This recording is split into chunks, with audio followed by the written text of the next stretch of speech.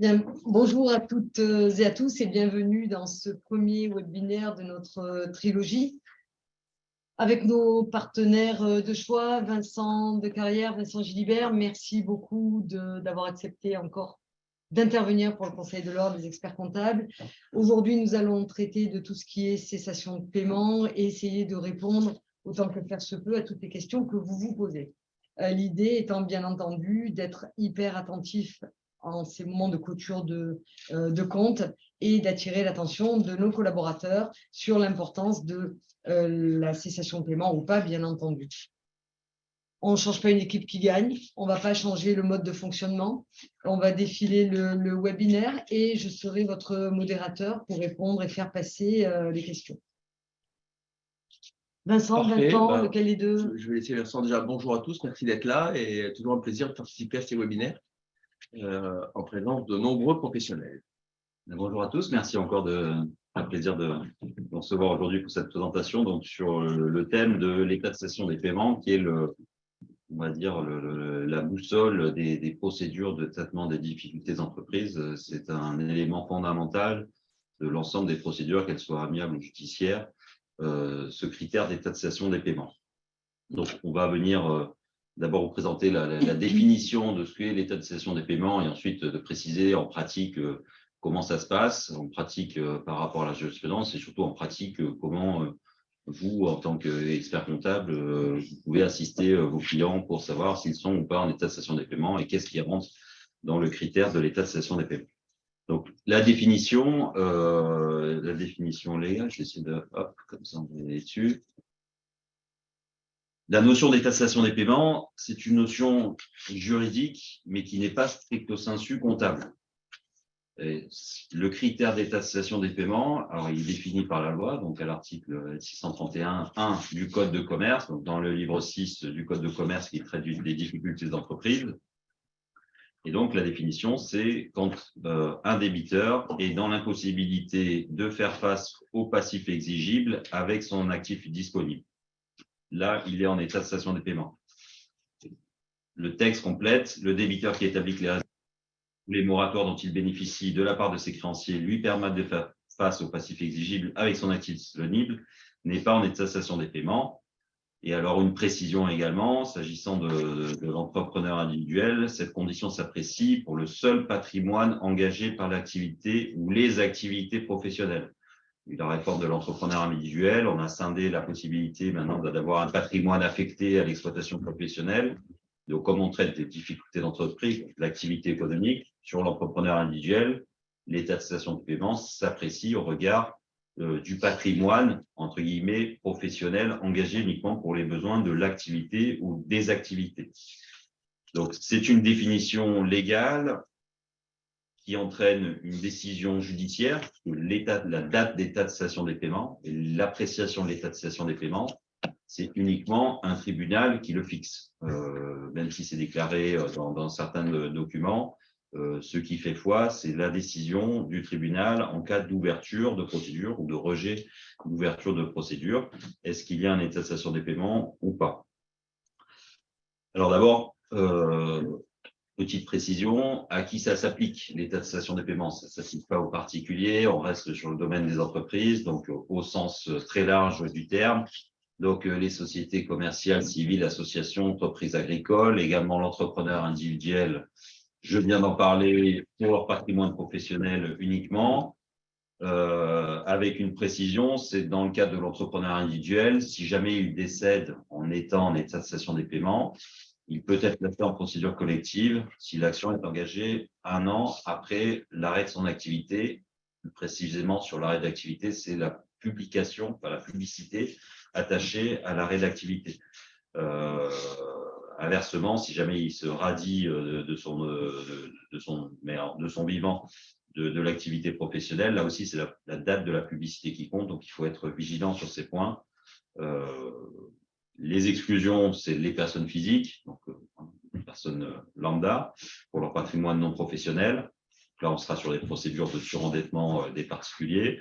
Les copropriétés, voilà, qui disposent d'un régime spécifique, régime des copropriétaires en difficulté, l'article 29.1 de la loi de 67. Donc, l'état de cessation des paiements, on est vraiment concentré sur les entreprises. Ça détermine, avant qu'on rentre dans le détail de l'état de cessation des paiements, c'est le choix de la procédure. On avait rapidement parlé, pour ceux qui avaient suivi notre précédente intervention, différents types de procédures de traitement des difficultés des entreprises, les procédures amiables, les procédures judiciaires, collectives. Le choix se fait aussi en fonction de la situation de l'entreprise. Est-ce qu'elle est ou elle n'est pas en état de cessation des paiements? Certaines procédures sont exclusives de l'état de cessation des paiements. La sauvegarde, c'est très clair, pas de possibilité d'ouvrir une procédure de sauvegarde si l'entreprise est en état de cessation des paiements. Le mandat ad hoc, le texte ne dit rien, la pratique considère effectivement que l'état de cessation des paiements est exclusif d'une demande d'ouverture de mandat ad hoc 603 du Code de commerce. Par contre, si l'entreprise est en état de cessation des paiements, vous avez le choix entre les procédures judiciaires, redressement judiciaire, liquidation judiciaire, établissement professionnel, et la conciliation. Donc, la conciliation, c'est valable uniquement si l'état de cessation des paiements est caractérisé depuis moins de 45 jours. Si vous êtes au-delà de 45 jours, normalement, la conciliation est fermée, vous n'avez pas la possibilité d'en bénéficier. Et donc, les seules alternatives, par contre, là, ça restera les procédures collectives. On a quand même des passerelles, je le signale, pour passer de la conciliation, c'est-à-dire d'une entreprise qui est en état de cessation de paiement depuis moins de 45 jours, à une sauvegarde accélérée, alors que normalement, sauvegarde, c'est exclusif de l'état de cessation de paiement. Et également, il faut le rappeler, c'est pas d'une entreprise qui n'est pas en état de cessation des paiements, donc qui bénéficie d'une procédure de sauvegarde, qui peut se retrouver in fine en liquidation judiciaire, alors qu'il n'y avait pas de cessation des paiements à l'ouverture de la procédure. Donc, on ouvre une procédure de sauvegarde parce que l'entreprise n'est pas en état de cessation des paiements, a des difficultés qu'elle ne peut résoudre seule. La sauvegarde est ouverte, impossibilité de présenter un seul plan de sauvegarde, et dans ce moment-là, la procédure peut être convertie en liquidation judiciaire, ce qui entraîne immédiatement l'arrêt d'activité, le licenciement de tout le personnel, alors même qu'il n'y a peut-être jamais eu d'état de cessation des paiements de l'entreprise. Pour en revenir rapidement à la définition, avant de laisser Vincent compléter, donc je reviens juste sur la première slide, sur la définition 631, c'est impossibilité de faire face au passif exigible avec l'actif disponible. Donc, quand on lit bien, il y a trois choses. C'est déterminer l'actif disponible. Qu'est-ce que c'est? Le passif exigible en correspondance. Et alors, la subtilité du texte, c'est l'impossibilité de faire face au passif exigible avec l'actif disponible. Ce n'est pas simplement comparer est-ce que l'un est inférieur à l'autre. Voilà, si l'actif disponible est inférieur au passif exigible, c'est vrai qu'on va considérer naturellement que l'entreprise dans des prestations de paiement. En fait, le texte est un peu plus subtil, c'est l'impossibilité de faire face. Donc, on a possibilité d'avancer d'autres arguments, même si l'actif disponible est inférieur au passif exigible. On peut être dans la possibilité d'y faire face quand même, charge de convaincre le tribunal ou la juridiction qui est saisie de la difficulté. Donc voilà pour cette partie définition, et je laisse la main à Vincent pour compléter. Alors, merci Vincent. Donc effectivement, l'intérêt aussi de l'exercice de ce matin, c'est que on a un tronc commun avec Vincent, il est administrateur, je suis mandataire, et donc on a souvent une vision commune, mais parfois une sensibilité différente en fonction de l'appréhension. Et c'est vrai qu'au niveau de l'appréciation de la cessation des paiements, c'est vraiment un marqueur essentiel du livre 6. Hein. Le livre 6 du Code de commerce, c'est la partie qui recense l'ensemble des procédures collectives et non collectives, amiables, applicables à l'ensemble des entreprises et des entrepreneurs. Donc, cette notion de cessation des paiements, c'est un marqueur essentiel qu'il faut maîtriser. Pour autant, comme l'a très bien dit Vincent, il y a certes une définition juridique. C'est un concept juridique, la cessation des paiements. Ce n'est pas un concept financier. Et souvent, on va demander à vous, les experts comptables, vous, les commissaires aux comptes, de vous prononcer ou d'assister un client sur une notion de cessation des paiements. Alors, et donc, c'est pour ça que c'est important d'en connaître les méandres, si je puis dire, les précisions jurisprudentielles sur lesquelles je vais arriver dans quelques instants, mais de bien partir du concept que c'est une notion de droit définie par un texte dans le Code de commerce qui, à aucun moment, n'amène sur des notions de trésorerie ou d'analyse financière. Donc, on reprend un concept. Qu'est-ce qu'un passif exigible? qu'est-ce qu'un actif disponible? Et ça, c'est vraiment quelque chose que l'on doit avoir à l'esprit pour bien comprendre la manière de maîtriser la cessation des paiements. Alors, avant de vous donner quelques précisions jurisprudentielles, un complément ou une observation, Vincent, à juste titre, rappelait que l'entrepreneur individuel décédé pouvait bénéficier d'une procédure collective s'il était en cessation des paiements durant une année. Donc ça, c'est important quand même de maîtriser. Et je pense que vous le savez, puisque vous êtes une profession qui se forme beaucoup et qui se tient au courant des évolutions législatives. Vous savez qu'en 2022, une réforme importante sur l'entreprise individuelle a été mise en place et que depuis le 15 ou le 20 avril 2022, le traitement des difficultés des entrepreneurs individuels, je suis revenu à la page 4 en fait. Comme disent les journalistes, c'est le direct. Voilà, la page 4. Donc, la partie sur l'EI me semble être intéressante parce que, comme je vous l'indiquais, la réforme est intervenue sur ce pan de l'économie, si je puis dire. Il y a beaucoup quand même de clients qui sont parfois en nom propre. Alors, l'EI, ça n'a rien à voir avec l'EIRL. Parfois, il y a une confusion. Je ne sais pas si c'est une confusion qui a pu un jour vous traverser. Je ne pense pas, mais je le précise. L'entreprise individuelle, donc c'est toutes les personnes qui sont en nom propre. Et c'est vrai que ce côté-là de traitement, lorsqu'on a un cas notamment grave, comme éventuellement un décès, on n'y pense pas forcément, mais ça peut être une solution pour les clients aussi et de réfléchir, notamment, et je terminerai par là, sur le rétablissement professionnel. Le rétablissement professionnel, on avait déjà fait lors du précédent congrès sous la houlette de Colette Weisman une intervention avec Vincent et on avait présenté toutes les procédures du livre 6 et beaucoup de questions avaient tourné autour du rétablissement professionnel, à ne pas confondre avec le rétablissement personnel. Tout ceci, c'est pour les petits clients, les petits dossiers, ou parfois pas des petits dossiers, mais des gens qui sont en profession libérale. Et ça permet quand même d'apporter des solutions, donc ne l'oublions pas. Je voulais apporter cette précision. Alors, si on va sur les précisions jurisprudentielles, donc vous aurez bien évidemment nos documents à votre disposition. Donc là, je suis… Bon, ça ne remarche pas. Ça ne remarche pas? A priori. Ah, je suis vraiment désolée, on a un petit problème technique aujourd'hui. Voilà. Les précisions, regardez Colette, mais… Non, mais ouais. Ça fait 2 fois, voilà. Je suis désolée. Les précisions, ce n'est pas grave. Le document, de toute façon, sera disponible pour tout le monde. Et on reste sur la présentation de celui-ci. Donc, les précisions jurisprudentielles. Donc, important d'avoir à l'esprit que c'est une définition légale.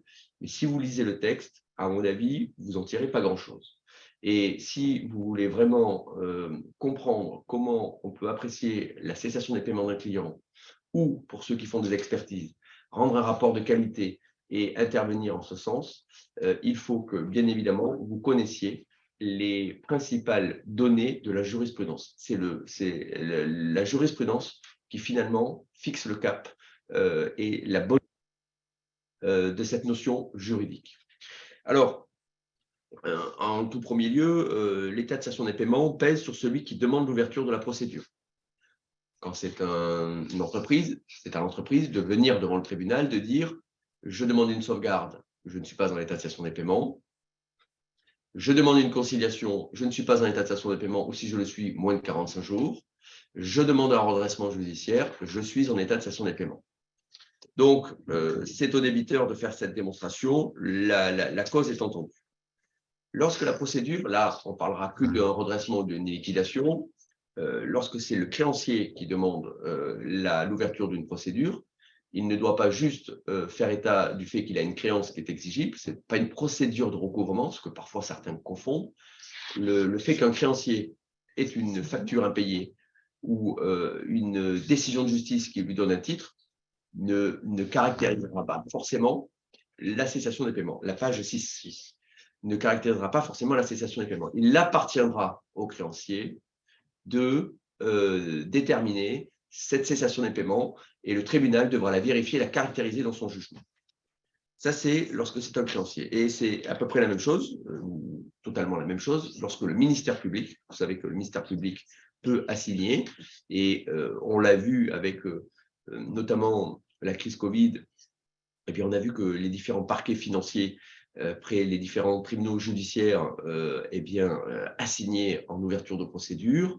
Souvent, c'est pour en faire offense à personne, hein, mais c'est quand même souvent, sauf qu'il y a eu parfois quelques cas un peu délicats, mais sinon, c'est souvent quand même pour faire face à une situation de société zombie ou de société négligente, c'est-à-dire de sociétés qui ne déposaient pas leurs comptes, qui avaient des inscriptions, qui ne répondaient pas au rendez-vous, qui avaient des cabis pas à jour. Alors, je sais que parfois certains, à juste titre, ont pu un peu s'émouvoir un peu du côté un peu, comment dirais-je, un peu sévère de la position du parquet. Mais c'est vrai que c'est tellement important de relayer le message aussi, d'avoir un cabis à jour et d'avoir ses comptes déposés, on a la possibilité de la confidentialité. C'est tellement la base, et peut-être que les clients veulent faire des économies, ils ne veulent pas vous charger de faire ces formalités-là, mais c'est une profonde erreur de leur part, car souvent, les difficultés partent de là, parce qu'on ne reçoit pas les bons courriers au bon moment, et on a ce type de difficulté. Tout ça pour vous dire que le ministère public peut assigner, mais que s'il assigne, il doit faire la démonstration de la cessation des paiements, et le tribunal doit la caractériser. Ça, c'est la jurisprudence qui fixe tous ces caps-là et qui est très précise là-dessus. Et vous verrez, j'ai pris un arrêt tout à l'heure de la Cour de cassation qui est intéressant et qui amène un contrôle très précis de la haute juridiction, comme on dit, sur la cessation des paiements. Ensuite, la cessation des paiements, toujours en slide 6, s'apprécie au niveau de la personne morale et non du groupe. Je sais que vous avez cette connaissance aussi, le groupe n'a pas la personnalité morale, donc on doit apprécier entité par entité sans tenir compte des capacités financières du groupe, sauf bien évidemment, et ça on l'a déjà vu, parfois j'ai vu des commissions en compte le solliciter notamment, que la société mère fasse une lettre de confort, une lettre de soutien à l'égard d'une filiale qui serait en difficulté pour la couvrir et donc permettre d'avoir confirmation que celle-ci n'est pas en état de cessation des paiements puisqu'elle a un actif disponible qui est à sa disposition au travers de l'engagement que prend une société, donc en général la holding, au profit de cette filiale. Vous avez à chaque fois les références de la jurisprudence si ça vous intéresse d'aller, c'était un petit travail qu'on a confié à une doctorante qui travaille avec nous, elle m'a fait le plaisir de pouvoir mettre toutes les jurisprudences de manière à ce que si certains d'entre vous a besoin de chercher un peu plus ou d'aller vérifier un point, vous aurez sur ce slide les points. Le tribunal est obligé aussi d'ouvrir la procédure en cas de cessation des paiements constatés. C'est pas au bon vouloir, c'est pas à la carte. Une sauvegarde, c'est à la carte, si je puis dire. Vous venez, vous changez d'avis, vous repartez avec votre dossier. Un mandat ad hoc, une conciliation, également. Une cessation des paiements avérée, ce n'est pas possible, puisque c'est une obligation. Ça pèse sur le chef d'entreprise, et à partir de là, on va au tribunal, on fait la démonstration de sa cessation des paiements, on est pris d'une crise de panique ou d'une peur de l'avenir, malheureusement, on ne pourra pas revenir en arrière. Ça paraît simple quand on le dit, mais peut-être le dire au client aussi, en lui rappelant de toute façon, à mon sens, en tant que professionnel, vous n'avez pas le choix si vous êtes en cessation des paiements, sauf à obtenir des concours nouveaux, le soutien d'une société mère ou autre.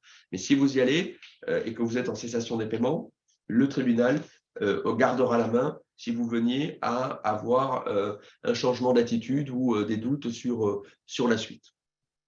Si on continue toujours dans ces précisions jurisprudentielles, avec Vincent, ce qu'on a souhaité également apporter, c'est des exemples d'actifs disponibles qu'on reprendra après tout à l'heure également un peu plus en détail. Mais là, on est sur des précisions jurisprudentielles. On est là jusqu'à 10h30, je crois, Colette, c'est ça? Tout à fait. Donc voilà, on a un peu de temps, c'est pour ça qu'on aborde des sujets, on les reprendra de manière à ce que, et on répondra bien évidemment aux questions s'il y en a, de manière à essayer, je l'espère, après 7h30, d'avoir fait déjà un tour complet. Ça, c'est notre ambition avec Vincent, un tour complet de la question, et peut-être d'avoir insisté sur certains points de manière à vous permettre d'avoir une vision autre que celle que vous aviez à l'ouverture de ce webinaire. Alors, l'actif disponible. Qu'est-ce qui est dans l'actif disponible? Les réserves de crédit. découvert, facilité de caisse, ligne d'AI non dénoncée, bien évidemment, et utilisable. Là aussi, référence jurisprudentielle si besoin. Le solde d'un compte bancaire à l'étranger, sauf si transfert en France à très court terme interdit. Donc là aussi, ça rentre dans l'actif disponible, bien évidemment, sous réserve de la réglementation bancaire et de tout ce qui pourrait être un paradis fiscal ou autre, ce qui fait que effectivement, on peut pas disposer de ces fonds facilement, puisque à lire l'arrêt, mais j'imagine qu'il y avait peut-être un problème de traçabilité des fonds. Et donc, à partir de là, on sait très bien que toutes les personnes qui se mettent dans une situation difficile, qui est fraudogène, derrière, n'auront pas la libre disposition des fonds. Non, mais pardon, je te coupe. Par exemple, là-dessus, sur les sujets d'actualité avec le gel des avoirs des oligarques russes ou même simplement des comptes bancaires qui peuvent être situés en Russie, voilà, c'est une difficulté, c'est que du coup, ce qui était un actif disponible parce que c'est un solde de compte bancaire ne l'est plus en raison de décisions politiques, en tout cas qui ne le rendent pas disponible immédiatement. C'est un exemple, je pense, très concret. Ouais, c'est un exemple concret. Et puis avec le Maghreb aussi, le Maghreb qui n'est pas dans le cas qu'on vient d'indiquer, mais il est très difficile de faire sortir des fonds. Et on a déjà vu des cas où c'est impossible de recouvrer des sommes, des comptes clients, ou alors avec des délais très longs. Et donc, bien évidemment, sans aucun jugement de valeur, c'est bien évidemment un actif qui n'est pas disponible. Les avances en compte courant non bloqués et dont le remboursement n'est pas demandé. Là aussi, ça rentre dans la case des actifs disponibles. Les apports en trésorerie effectués, mis sous séquestre et libérables sous condition. On a aussi le prix de vente d'un immeuble sous séquestre qui rentre dans l'actif disponible. Et un chèque de banque est mis au profit de la société, même si pas encore remis en encaissement, puisque le chèque de banque, de toute façon, transfère la provision au profit du porteur. Donc là aussi, ça fait partie des actifs disponibles. Ce sont quelques exemples. On reprendra tout à l'heure avec Vincent les bilans actifs-passifs et on vous donnera, poste par poste, notre vision du côté disponible ou non disponible. S'agissant des exclusions, capital social non libéré, toujours sur le slide 7, les fonds apportés par un dirigeant, associé, société mère, si le financement est anormal. Là, on vise plus le cas du soutien artificiel de la trésorerie qui consiste à dissimuler un état de cessation des paiements. On verra tout à l'heure que ceci est sanctionnable. Donc, par définition, si c'est sanctionnable dans le cadre des procédures, on voit mal comment un juge pourrait considérer que ces fonds sont considérés comme étant des actifs disponibles. Sur le passif exigible, avant d'en terminer sur ces précisions jurisprudentielles et de relaisser la main à Vincent, le passif exigible en page 8, donc en slide 8, là c'est un peu plus simple, si je puis dire, toute dette qui n'a pas donné lieu de la part du créancier à un moratoire ou à des facilités de paiement. Donc, ça c'est clair, hein, tout ce qui est dû et qui n'est pas donné lieu à un moratoire est exigible. Le paiement n'a pas à être effectivement exigé. Souvent, vous avez peut-être entendu parler d'une jurisprudence qui a été assez longue, hein, quand même, qui a duré pendant un certain nombre, de passifs exigibles exigés. Alors, ça c'est eu depuis 2011, pas très récent, mais le passif n'a pas besoin d'être effectivement exigé. C'est important parce que parfois, c'est une idée reçue que l'on a, c'est le passif qui n'a pas donné lieu tout simplement à un moratoire ou à des facilités de paiement. Donc, quand un client vous dit « mais j'ai un accord avec Pierre, Paul ou Jacques », donnez-moi le mail, donnez-moi la facture à noter, donnez-moi… Voilà, mais sinon, mais il ne m'a jamais réclamé les fonds. Ce n'est pas grave. C'est exigible, donc ça rentre dans le passif exigible. Rentre aussi uniquement le passif exigible à date et non celui rendu exigible en raison de l'ouverture de la liquidation judiciaire. Là, je pense que la Cour de cassation fait référence à la déchéance du terme dans le cadre d'une liquidation judiciaire. Et bien évidemment, ce point me paraît relativement évident. Également exclu du passif exigible les créances contestées par le débiteur, y compris les créances fiscales.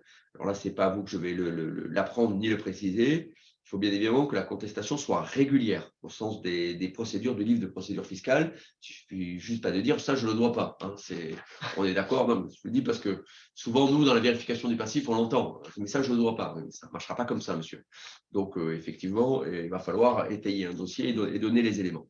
Mais voilà, ça, c'est des précisions jurisprudentielles qui nous semblent être les plus importantes et sur lesquelles on voulait revenir. Avant que Vincent, s'il le veut bien, prenne la vision sur un bilan, je voulais, moi, vous parler d'un arrêt que j'ai trouvé intéressant, d'un arrêt de la Cour de cassation du 5 octobre 2022 que je laisserai à l'ordre si certains voulaient le voir. Pourquoi il est intéressant? Parce qu'il apporte deux éléments.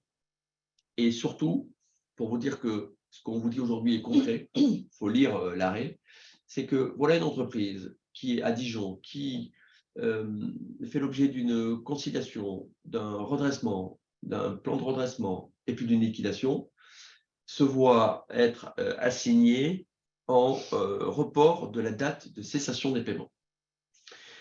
Le réflexe du dirigeant et de son conseil, ça a été de mettre dans la cause le commissaire aux comptes, l'expert comptable et le conciliateur. Ce qui veut dire que ce qu'on a évoqué la semaine dernière, ce qu'on évoque aujourd'hui, c'est un sujet, alors c'est rare, hein, sur tout le monde, et on l'évoquera peut-être sur la trilogie 3, sur les mains, mais c'est juste pour annoncer le sujet, c'est de dire que ce n'est pas de la théorie. Voilà. Vous voyez dans cet arrêt, le réflexe, c'est de dire oui, il y a un risque de mise en cause si on ne se couvre pas. Je pense que vous avez peut-être plus le réflexe, mais je me trompe, je parle sous le contrôle de Colette de le faire quand il y a de la TVA, quand il y a des comptes qui sont non justifiés, de faire net, mais peut-être pas assez de le faire quand il y a une cessation des paiements, mais peut-être que je me trompe dans le cadre de suivi des dossiers. Tout ça pour dire que cet arrêt, au-delà d'avoir un cas concret sur la mise en cause de professionnels, qui au final n'ont pas été condamnés, apporte un enseignement de deux plans. Un, lorsqu'on doit démontrer la cessation des paiements, les juges doivent se placer au jour où ils reportent la date de cessation des paiements. Admettons qu'on ait une audience aujourd'hui et qu'on produise des éléments, les juges pourront, on va le voir, faire reporter les dates de cessation des paiements et la fixer à une date antérieure. Mais s'ils le font, ils devront se placer au jour où ils le font et non pas aujourd'hui. Ça, c'est un élément essentiel et important. Il faut savoir que donc, on se replace dans le temps. C'est ce qui amène une grande difficulté quand même à l'exercice, puisqu'il faut retrouver les éléments il y a un an, il y a un an et demi, au maximum 18 mois si on statue à compter d'aujourd'hui. Ça, c'est important. Et le deuxième, et j'en terminerai par là, c'est que c'est une action attitrée. Une action attitrée, ça veut dire que c'est une action qui n'appartient qu'aux organes de la procédure, administrateurs, mandataires, ministère public. Aucune personne ne peut solliciter un report de la date de cessation des paiements. La Cour de cassation est venue le ramener, y compris le débiteur. Et le débiteur lui-même ne peut pas contester la décision. Dans ce cas-là, il y avait eu, lorsque le juge ne suit pas la demande de report de la date de cessation des paiements. C'est-à-dire qu'on ne peut pas contester quand le débiteur ne pourra pas contester quand le tribunal estime qu'il n'y a pas lieu de reporter la date de cessation des paiements. C'est une affaire attitrée aux professionnels. Eux peuvent faire appel, ce qui a été le cas pour dire non, mais je ne suis pas d'accord avec ce qu'ont jugé les juges de première instance.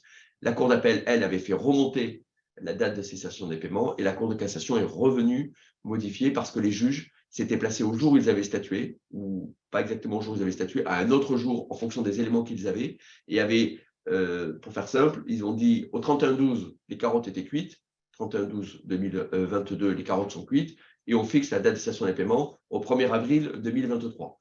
Ça ne peut pas fonctionner. Et c'est des éléments assez basiques, mais à connaître pour lorsqu'on regarde un dossier, une fois de plus, que ce soit en prévention, que ce soit en suivi, ou que ce soit dans le cadre de vos travaux que vous pouvez avoir en étant consulté comme expert, parce qu'en général, ça reste une affaire de chiffres, même si c'est une notion juridique. Je propose à Vincent de prendre le relais. Alors, je vais couper la parole à Vincent, juste pour rebondir sur ce que disait l'autre Vincent. Bien évidemment, je pense que depuis cette crise Covid, la profession l'était déjà, mais peut-être, avouons-le, beaucoup moins, très sensible à cette obligation de conseil en matière de déclaration de cessation de paiement. Aujourd'hui, les experts comptables couvrent la responsabilité du cabinet. On le sait, on les a tous, les clients, oui, mais si je vais au tribunal, tout le monde va le savoir. C'est toujours le même débat. Aujourd'hui, les experts comptables écrivent, je suis sûre que la totalité des confrères le font. S'ils ne le font pas, je sais qu'à la fin de ces webinaires, ils alerteront les collaborateurs et le feront, écriront aux clients pour dire, voilà, si vous ne déclarez pas, voilà, moi je vous donne le conseil de faire, si vous ne faites pas, c'est votre responsabilité. Et ça nous renvoie au module 3, le risque que le dirigeant encourt et que le confrère va encourir en cas de défaut de conseil. Effectivement, parce qu'on rappelle que c'est une obligation pour le dirigeant, le chef d'entreprise, d'aller régulariser sa déclaration de cessation des paiements s'il constate qu'il est en état de cessation des paiements et il doit le faire dans un délai de 45 jours. Donc, soit pour demander l'ouverture d'un redressement judiciaire s'il y a une possibilité identifiée de redressement, soit les liquidations judiciaires s'il n'y a pas de possibilité de redressement, soit également avant de demander une conciliation, parce qu'on peut toujours demander la conciliation alors que l'entreprise est en état de cessation de paiement sous réserve qu'elle le soit depuis moins de 45 jours. Excusez-moi, on garde le trip de répondre aux questions parce que sinon, j'en ai vraiment beaucoup. Là, j'ai une question. Quel est l'intérêt pour le tribunal? Pardon? On adore la question. Très bien. Ben là, il y en a une. Quel est l'intérêt pour le tribunal de changer la date de cessation de paiement? On va en parler tout à l'heure, en fait, parce que entre la date d'ouverture de la procédure collective et la date de cessation des paiements, donc qui n'est pas forcément la même, sachant que la date de cessation des paiements retenue par le tribunal peut être remontée jusqu'à 18 mois avant l'ouverture de la procédure. Et donc, cette période-là, qui est au maximum de 18 mois, c'est ce qu'on appelle la période suspecte. Donc, j'ai un certain nombre d'actions possibles, mais on va y revenir dans le détail tout à l'heure. Ça fait partie de la troisième partie de la présentation. Mais pour mettre un peu de teasing, l'intérêt, c'est surtout de pouvoir remettre, comme tu l'as dit à très juste titre, remettre en cause des actes et éventuellement dégager des responsabilités. Ouais. C'est un acte préparatoire. C'est jamais bon signe quand il y a une demande de report de la date de cessation des paiements. La demande de report de cessation des paiements, c'est soit pour faire effectivement annuler un certain nombre d'actes, soit ou plus utilement pour remettre en cause la responsabilité du dirigeant en premier lieu et éventuellement d'autres personnes. Je ne sais pas du coup s'il y a d'autres questions. Alors, en fait, vous venez de répondre à une question qui vient d'être posée. Est-ce que ça peut être aussi pour la remise en cause de la responsabilité? Donc, la réponse est oui. Est oui. Je pense que vous avez répondu à cette question-là. Et je suis désolée. Bon. Mon ascenseur est encore bloqué. Alors, je dois donner un conseil. Il y a une coopération agricole pour malversation du comptable et des rejets de la banque pour respecter le solde banque à zéro. L'expert comptable doit proposer une conciliation ou un mandat ad hoc ou une cessation de paiement. Un peu compliqué. Si solde banque à zéro, on peut présupposer qu'il y a quand même un état de cessation des paiements, peut-être dans un premier temps, éventuellement une conciliation, sinon régulariser une déclaration. Peut-être consulter un administrateur ou un mandataire. Oui. Parce que quand c'est un peu complexe, je pense que c'est bien, comme on l'a indiqué la semaine dernière, qu'on puisse avoir l'avis d'un professionnel, ça reste confidentiel. Donc n'hésitez pas, certains d'entre vous le font, que ce soit avec ou sans les clients. Nous, on est à la disposition, on travaille, on est tous des professionnels. Quand on a besoin de vous, on sait vous appeler. Et quand vous avez besoin de nous, sachez nous appeler. Voilà. Je sais que certains le font parmi d'entre vous encore après les webinaires. Et il ne faut pas se gêner. Voilà. On pourra essayer d'avoir des éléments et d'essayer d'affiner au cas en conservant le secret professionnel, bien évidemment. Je ne sais pas s'il y a d'autres questions. Non, pour le moment, c'est bon. OK. Donc, comme on l'a vu, donc, la notion d'état de cessation des paiements, c'est d'abord et avant tout une notion juridique appréciée par une juridiction, le tribunal qui ouvrira la procédure collective, que ce soit le tribunal de commerce ou le tribunal judiciaire en fonction, et qui donne lieu à une décision également judiciaire, donc un jugement susceptible de recours divers et variés. Donc, on n'est pas sur une appréciation stricto sensu, voilà, de la lecture du plan comptable général pour savoir si c'est de l'actif disponible, du passif exigible, est-ce qu'on est ou on n'est pas en état de cessation des paiements.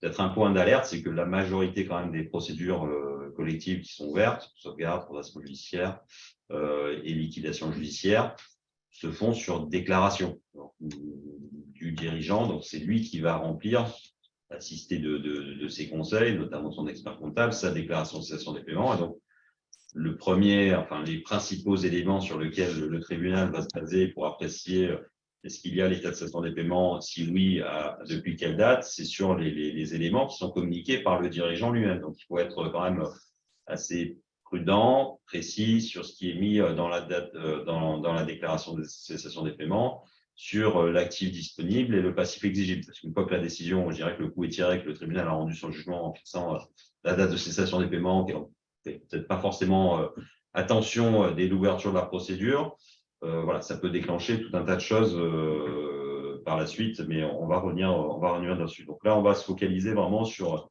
une espèce d'appréciation et de comparaison ligne à ligne, si on peut, entre l'actif disponible et le passif exigible, et essayer notamment pour vous de se rattacher, la lecture d'un bilan du plan comptable général, en rappelant très bien que donc, du coup, l'actif disponible versus le passif exigible, ou même l'actif tel qu'il apparaît dans la DCP versus le passif tel qu'il apparaît dans la DCP, ne sont pas forcément équilibrés. Enfin, je le dis parce que ça heurte, c'est naturellement les experts comptables dessus.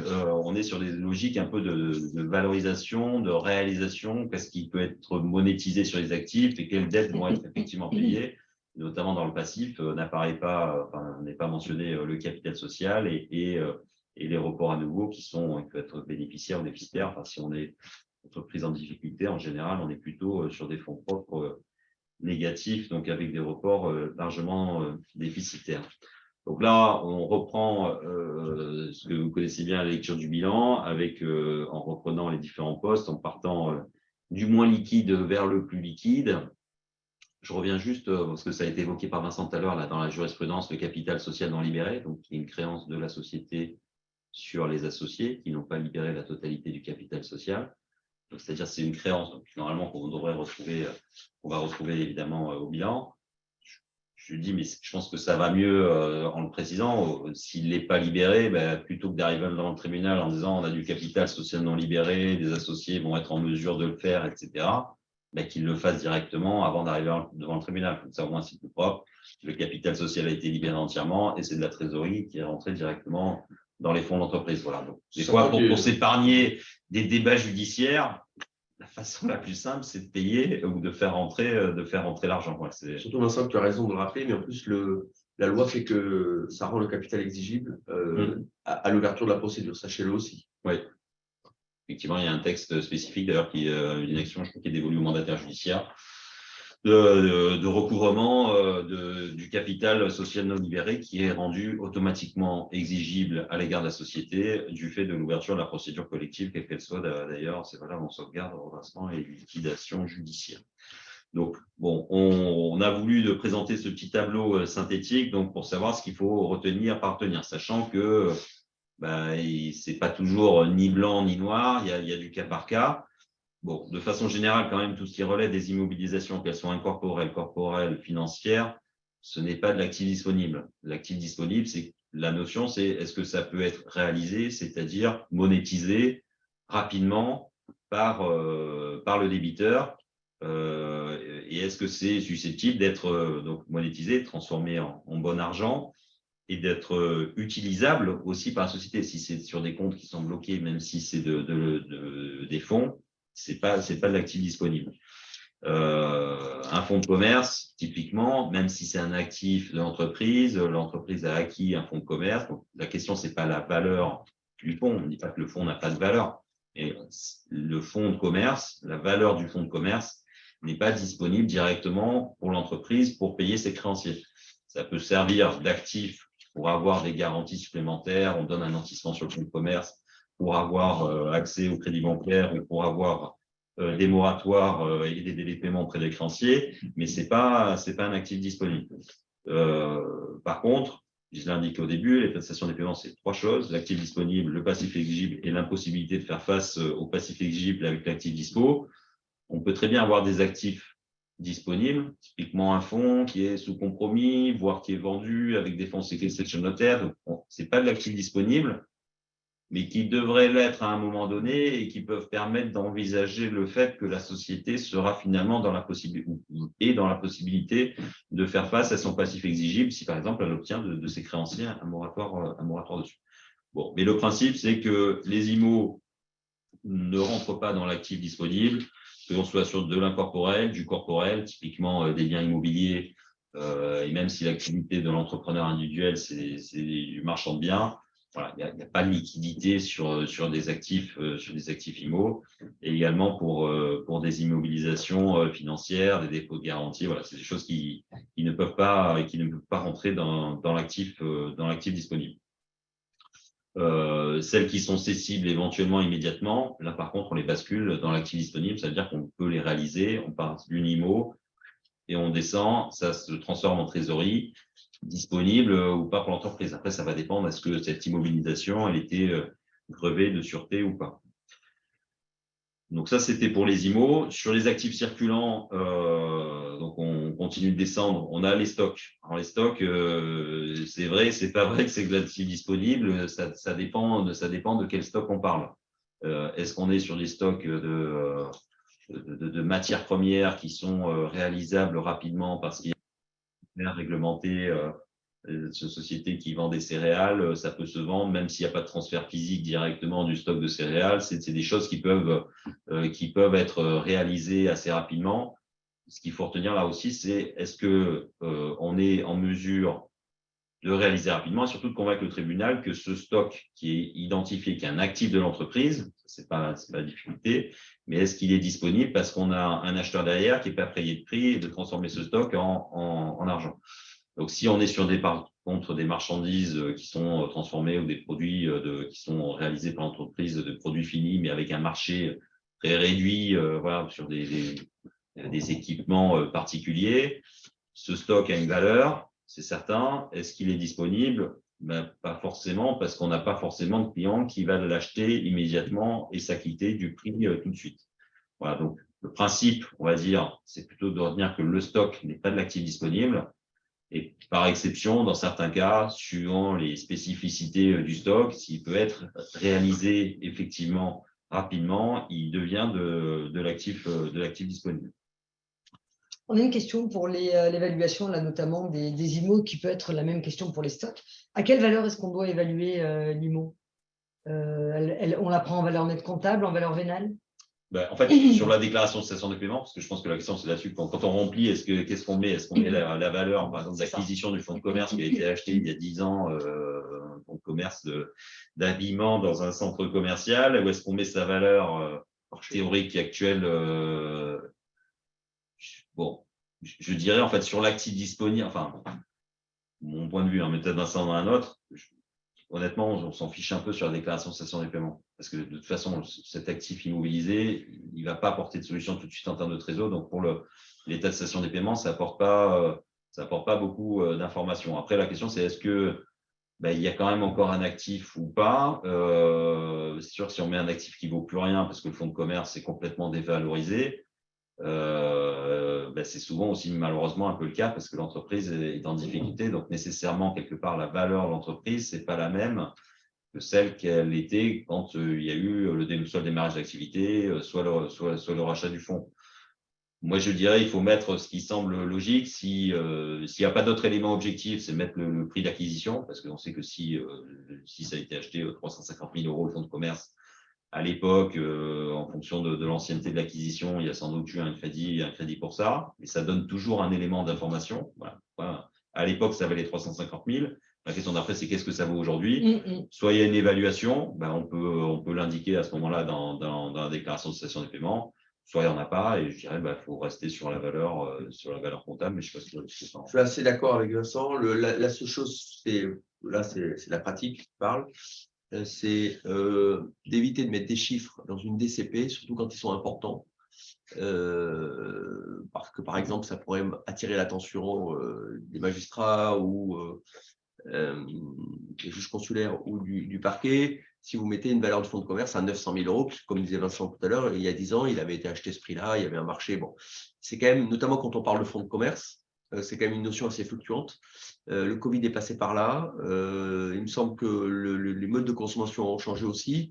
Donc, peut-être ne pas hésiter si on retient la présentation, parce qu'il me semble que la déclaration de cession des paiements, ça vient de l'expression aussi de déposer le bilan. Donc, on vient au tribunal, même si ce terme ne plaît pas toujours, on vient montrer ses livres de compte au juge consulaire pour expliquer la situation. Donc, si effectivement il y a une valorisation à X, il me paraît difficile de ne pas reprendre cette valorisation, sachant qu'il y a le bilan qui est joint à la déclaration. Pour autant, lorsqu'il y a des sommes qui peuvent apparaître importantes et des actifs qui ne se déprécient pas par rapport aux règles comptables applicables, il ne faut pas hésiter, à mon avis, à apporter, et ça c'est tout le travail de l'expert, à apporter une précision sur ce point-là, comme le soulignait tout à l'heure Vincent, en indiquant qu'aujourd'hui, les difficultés faisant, la valorisation à retenir pourrait être de temps. Sachant que ça ne change pas grand-chose au sujet, puisque nous, dans notre lecture, on le met à ne pas retenir dans les actifs disponibles. Et si vous ne savez pas, dans le doute, plutôt que de mettre des valeurs bilan. Comme ça, soit les valeurs bilan, soit mettre mémoire. Voilà. Oui. C'est-à-dire, on a identifié un actif qui existe, l'entreprise est bien propriétaire de son fonds de commerce. La valeur de celui-ci, par exemple, si c'est une création, on n'en sait rien. La réalité, c'est que personne le sait très bien, mais c'est identifié comme un actif et on met mémoire. Et on ne trompe personne en mettant ça, et notamment pas le tribunal. L'actif est identifié, la société est bien propriétaire de son fonds de commerce. La valeur, on n'en sait rien, donc on met mémoire et on verra ensuite. C'est ce que font les commissaires. Vincent a raison de apporter cette précision, c'est ce que font souvent les commissaires de justice, quand ils ne savent pas ce que vaut un actif. Ouais. Ils mettent pour mémoire. Oui. On a une autre question sur les IMO. Est-ce qu'on peut reprocher à un dirigeant d'avoir vendu ces IMO qui pourraient être considérés comme utiles à l'exploitation, s'il vend par exemple un outil de production? Ça dépend quand est-ce que ça a été vendu, les conditions de la vente, ensuite l'impact pour la société, mais ça on va revenir ensuite dessus là sur la troisième vallée, sur la période suspecte. Voilà. Après c'est des montages assez classiques où il y a une société d'exploitation, les murs de l'exploitation sont détenus via une SCI patrimoniale du dirigeant, il y a des loyers, voilà, c'est des opérations en soi qui sont assez classiques. Après, c'est une question aussi d'équilibre de la chose, quel est le montant des loyers qui est facturé, est-ce que ces loyers sont facturés, est-ce qu'il y a des charges qui sont facturées, est-ce qu'il y a des travaux qui sont réalisés, qui les prend en charge, le bailleur, le preneur, voilà. Ça, c'est d'autres questions qui peuvent rentrer en ligne de compte. Ouais. Et puis il y a aussi une notion quand même de bon sens et de bon sens dans la gestion.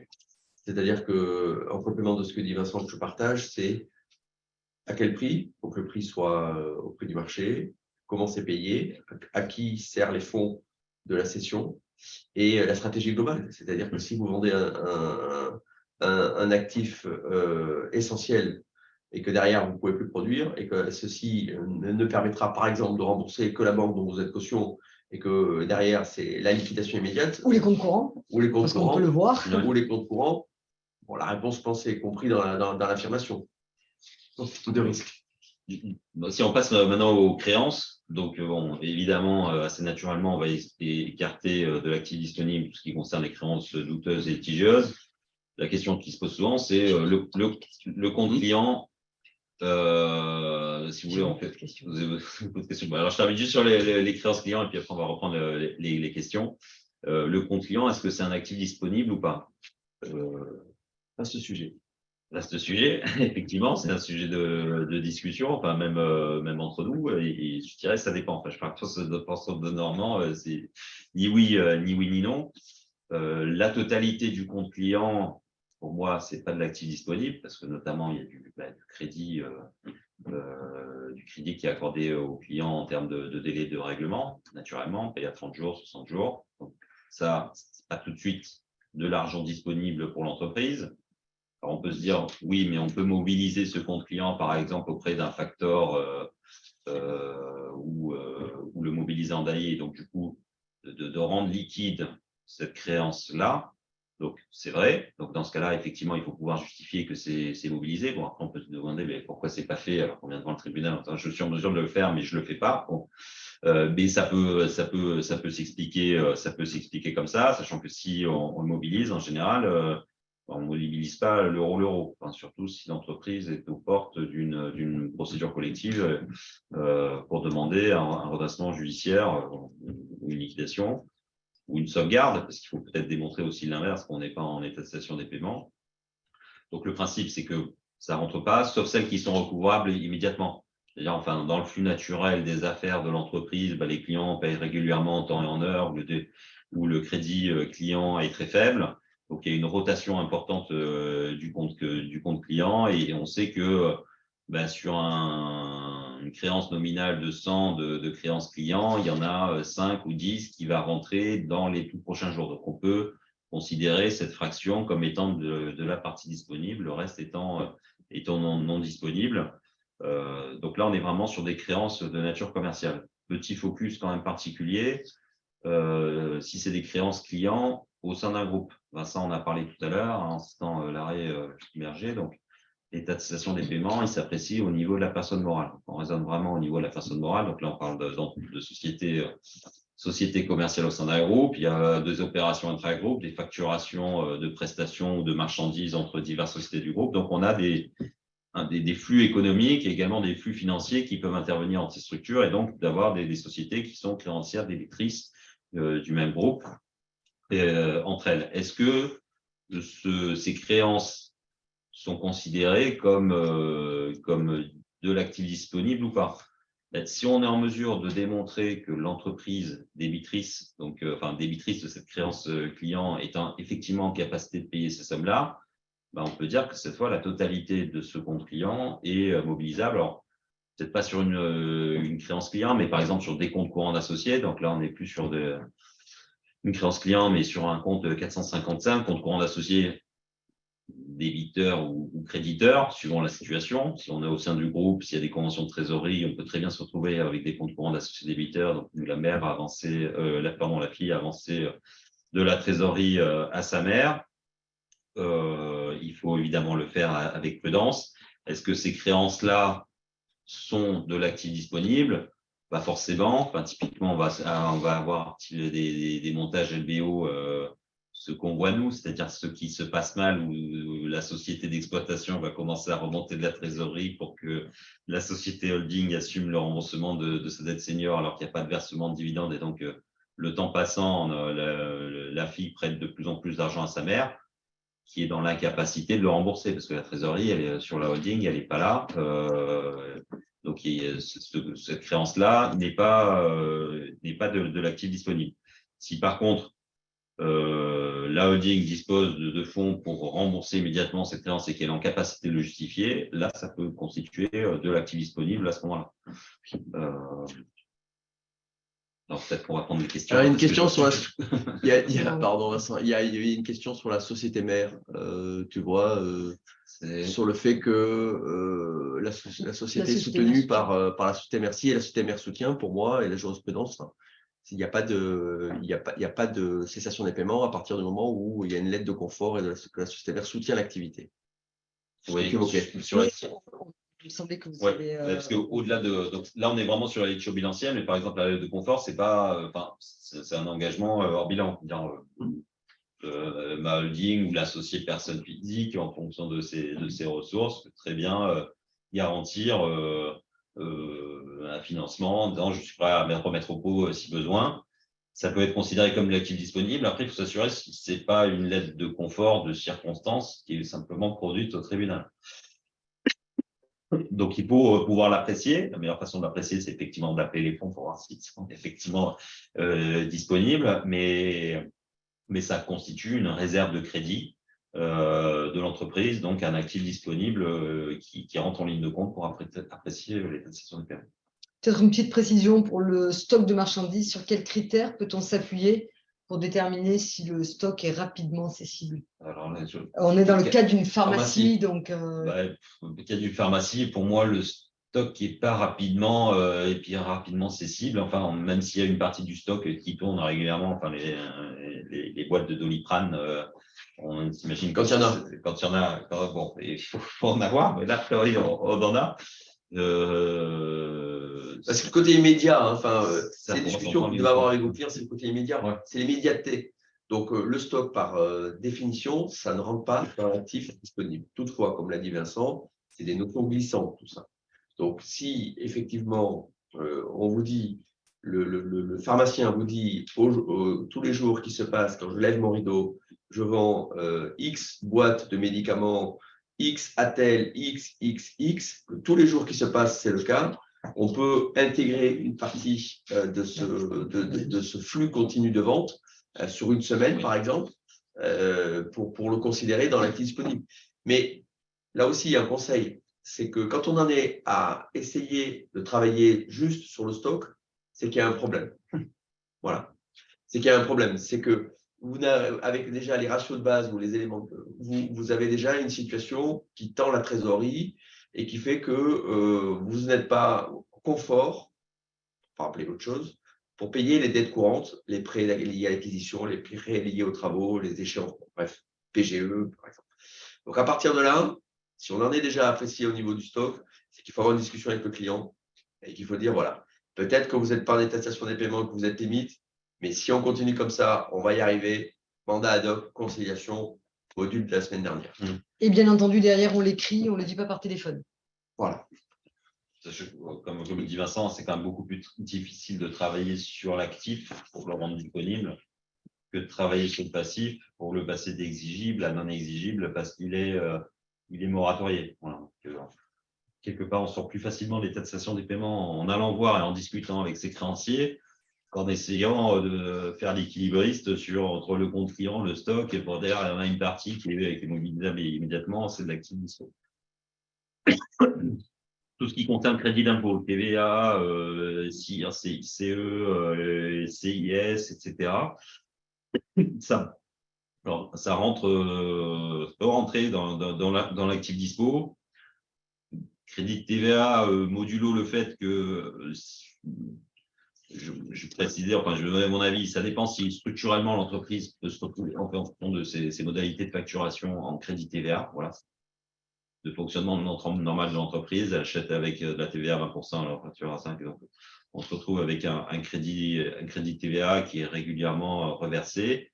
Si c'est lié à une opération exceptionnelle et qu'on a un gros crédit de TVA à récupérer, par exemple, parce qu'il y a eu des acquisitions d'immobilisation importantes,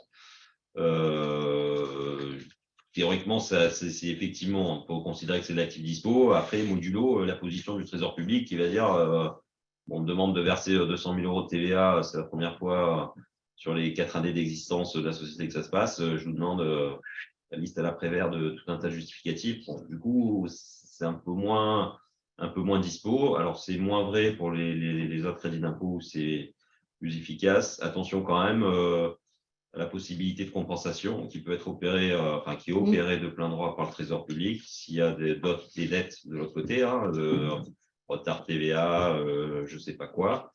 C'est bon. Merci.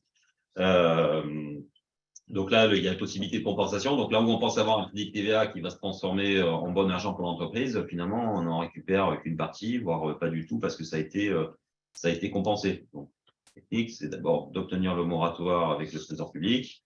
Et ensuite, on va demander le remboursement, puisque du coup, la dette fiscale n'était plus exigible. On continue, on descend toujours dans la liquidité des actifs. Les valeurs de placement, effectivement, si elles sont nanties, ça peut être réalisé rapidement, mais l'argent ne reste pas disponible. Donc, les titres de placement qui ont été nantis en garantie d'un crédit ou je ne sais quelle obligation, ce n'est pas de l'actif disponible parce que l'entreprise ne peut pas en bénéficier immédiatement. La trésorerie, bon, et ça c'est je dirais le b.a.-ba, c'est de l'argent dispo. Et le dividende à recevoir, ça dépend là aussi, en fait, ça va être la capacité de la personne qui doit de l'argent à l'entreprise d'assumer le remboursement de ses dettes. Donc, soit quelque part, le débiteur a le contrôle sur celle-ci parce que c'est le même dirigeant, parce qu'on est au sein d'un groupe de société, donc on est en mesure de montrer que il y a de l'argent qui va rentrer et d'en justifier auprès du tribunal. Soit c'est une créance sur un tiers. Voilà, donc la capacité de ce tiers à régulariser sa dette à l'égard de l'entreprise, elle est un peu plus difficile, à apprécier. Donc voilà sur les actifs dispo, en essayant de repartir de la lecture du bilan pour savoir où c'est qu'il faut ventiler les différents postes. Je te laisse te compléter sur le passif. Ouais, prendre le bain sur le passif. Ouais. Alors sur le passif exigible, ouais. Donc, rappelons, Vincent l'a fait tout à l'heure, l'article 631.1 du Code de commerce. Donc, il donne une définition juridique de la cessation des paiements, donc impossibilité de faire face au passif exigible avec son actif disponible, c'est tout. À partir de là, le texte dit, si c'est le cas, on est en cessation des paiements. Donc ça, c'est le premier élément. Le deuxième élément à connaître, c'est que le débiteur, vous savez que c'est un terme qu'utilise la loi, qui établit que les réserves de crédit, ce dont vient de parler Vincent, ou les moratoires dont il bénéficie de la part de ses créanciers, lui permet de faire face à son passif exigible avec son actif disponible, n'est pas en cessation des paiements. Donc ça, c'est les deux enseignements ou les deux éléments, outre la jurisprudence qu'on a citée, dont on a parlé et que vous aurez dans le document. Mais c'est important de toujours partir de ce texte. Et donc, le législateur vous dit, voilà comment je considère qu'on est en cessation des paiements et voilà comment je considère qu'on ne l'est pas. Bon. Comme les questions qui ont été posées tout à l'heure et les réponses qui ont été apportées, j'insiste bien là-dessus. Quand on est à chercher à quelques jours près ou à quelques milliers ou à quelques centaines d'euros près avec du stock, voilà, c'est qu'il y a une difficulté. Donc, vraiment, là-dessus, n'oubliez pas, à mon sens, le diagnostic à poser et derrière, le traitement à faire. Il peut y avoir, si on fait une métaphore avec la pharmacie, puisqu'on a parlé tout à l'heure, on peut prendre un petit Doliprane et puis tout va bien, on n'est pas obligé de passer aux antibiotiques ou autres, mais il faut savoir dire qu'il existe des procédures confidentielles à la main du dirigeant et de ses conseils techniques et qui peuvent permettre de passer ce moment difficile et pas passer des heures et des heures à se dire là, j'y suis pas. Voilà. Quand on en est vraiment à rechercher à la virgule près, c'est que c'est trop tard. C'est que c'est déjà trop tard, bien sûr. Voilà. On a une question avant de repartir sur le passif. Est-ce qu'une participation sur les bénéfices échus dans le cadre d'une SCOP peut être sortie du passif exigible si accord ou moratoire des associés salariés de bloquer cette participation en attendant d'avoir une trésorerie suffisante? S'il y a un accord et que c'est légal, il n'y a pas de sujet. Il n'y a pas de débat. Comme on a indiqué tout à l'heure, l'accord, oui, mais il faut aussi la légalité du process. Parce que je crois que la semaine dernière, quelqu'un avait posé une question sur une participation des salariés. Je ne sais pas si la personne... C'est peut-être la même. Voilà. Non, mais c'est juste pour dire que voilà, à partir du moment où c'est moratoire et que c'est légal, pour nous, là-dessus. Ouais, non, mais le principe, c'est moratoire. S'il y a un moratoire, ça sort du passif exigible, quelle que soit la nature de la créance. Alors, à part peut-être pour des créances, c'est vraiment purement salarial, les retards de salaire, des choses comme ça, même si des fois on nous dit les salariés sont d'accord pour ne pas être payés de suite. Bon, là, je dirais prudence quand même. Voilà. Alors, s'agissant du passif exigible, là aussi, on vous propose une lecture bilancielle où tout n'est pas présent, mais ça permet quand même déjà d'avoir un éclairage et d'avoir aussi peut-être des questions maintenant ou un peu plus tard et d'avoir une base de travail. Donc, passif dette fournisseur. Donc, bien évidemment, dans le passif exigible, on va pouvoir retrouver des postes de dette fournisseur. Le premier, nous semble-t-il, à retenir, c'est tout ce qui est rejet de la banque, les impayés. Là-dessus, il n'y a pas de difficulté. C'est du passif exigible puisque c'est un passif qui n'est pas passé. C'est un passif, des créances pardon, qui ne sont pas passées, des dettes qui ne sont pas passées au paiement. Je vais y arriver. S'agissant de la deuxième ligne, accord et moratoire, donc ça c'est le texte que je viens de vous indiquer. À partir du moment où vous avez un accord ou un moratoire, on le place dans la partie ne pas retenir et donc ce ne rentre pas dans le passif exigible. À partir la troisième ligne, c'est pas de réclamation. Ça c'est à prendre avec prudence puisque je vous indiquais tout à l'heure que le passif exigible ne devait pas être exigé. Donc, le pas de réclamation, ça va dépendre de l'analyse que l'on fait entre le client et le fournisseur. On a parfois des situations où on a des facturations complémentaires, des non-prises d'avoir. Si vous voulez, on peut avoir des cas où ça porte, si vous voulez, à réclamation. Et donc, à partir de là, on peut éventuellement ne pas le retenir. Mais quand on parle de réclamation, ne tombons pas dans le piège, comme j'indiquais tout à l'heure, de passif exigible non exigé. On le verra dans quelques instants. On l'a déjà vu d'ailleurs. C'est des éléments à prendre dans le passif à retenir lorsque la créance est due. Le rappel fournisseur également avec LR, donc on est dans le cadre, dans le cadre de créances à ne pas retenir également dans le cadre de cette présentation.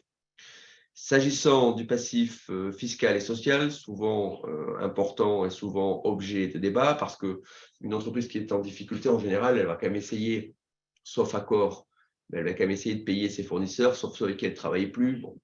Mais en général, elle a besoin quand même de continuer à être alimentée, et donc, sauf à faire le choix entre quelques fournisseurs, mais bien souvent, ce n'est pas le poste le plus litigieux à apprécier. Parce que ce qui n'est pas payé, sauf cas de réclamation comme j'évoquais tout à l'heure, est exigible et est payé avec le suivi du fournisseur. Là où il y a, surtout à la sortie de la crise Covid, avec la situation que vous connaissez, à un moment donné, plus rien n'était appelé, puis après on vous propose un échéancier, puis après, bref. Donc il y a eu là une accumulation, pas forcément du fait de l'entrepreneur ou du chef d'entreprise, mais il y a eu une accumulation de passif social et fiscal, c'est certain. Donc, la base, ce qui n'est pas réglé à l'échéance, c'est à retenir. Ce qui est mis en recouvrement par les différentes administrations, c'est à retenir. Ça me semble être après au coin du bon sens et paraître assez évident et à expliquer aux clients en disant « Oui, mais on m'avait dit que pendant le Covid, non. » Si on vous écrit en vous disant qu'au 15 mars, 15 avril, vous devez ces sommes-là, au 15 mars, au 15 avril, vous les devez. Il n'y a pas de « je vais aller voir le médiateur du crédit, je pensais qu'il y avait une dérogation quand on avait été restaurateur. » À partir du moment où c'est appelé, où c'est mis en recouvrement, c'est à retenir. Les délais et moratoires qui peuvent être accordés, là aussi, il y en a eu de manière automatique. Rappelons que là aussi, parfois, certains d'entre vous font les démarches pour les clients et qui sollicitent sur les organismes sociaux et fiscaux des délais de paiement que vous obtenez à partir du moment où on n'est pas sur les parties salariales notamment. Ça, bien évidemment, c'est dans la partie ne pas retenir puisque c'est moratorié.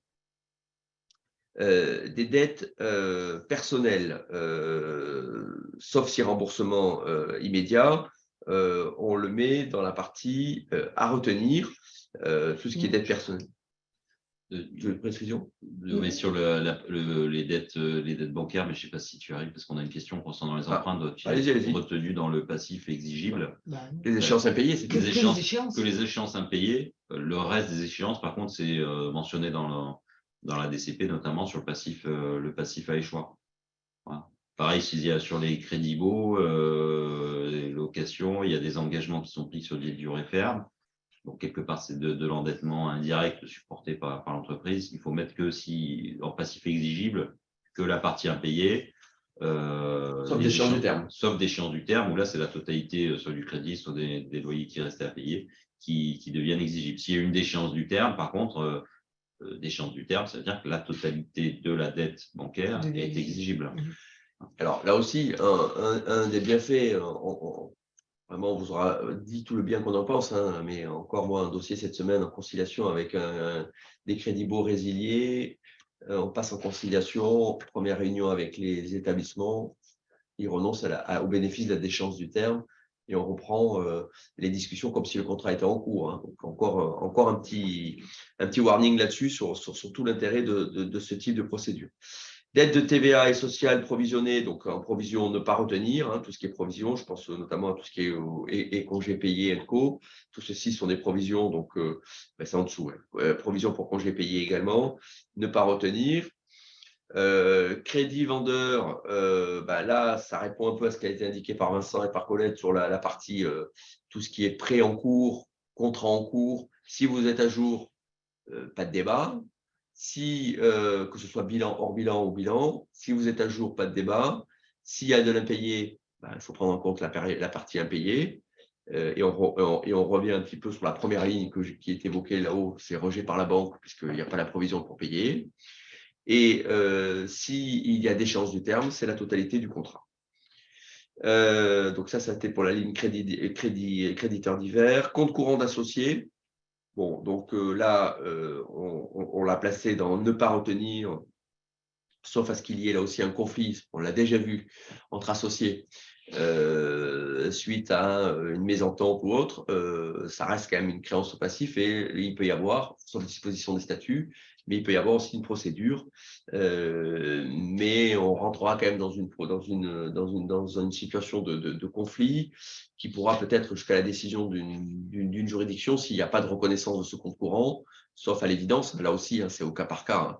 Il y a tellement de discussions sur les comptes courants où parfois on a des expertises nécessaires pour savoir si le compte courant est régulier ou pas.